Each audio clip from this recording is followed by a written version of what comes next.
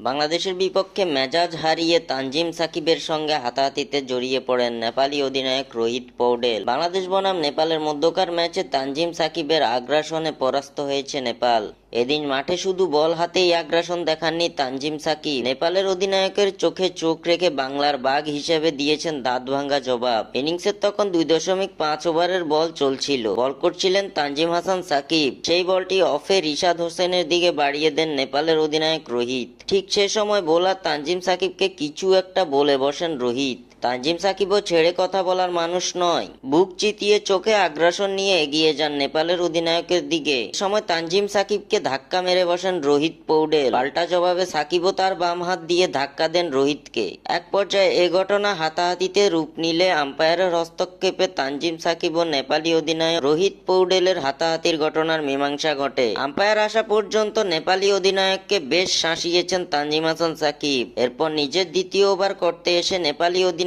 রোহিত পৌডেলের উইকেটটি শিকার করেন তানজিম সাকিব। তার মাধ্যমে সাকিব জানান দিয়ে দিলেন, বাঘের সঙ্গে বিড়ালের লড়াই মানায় না।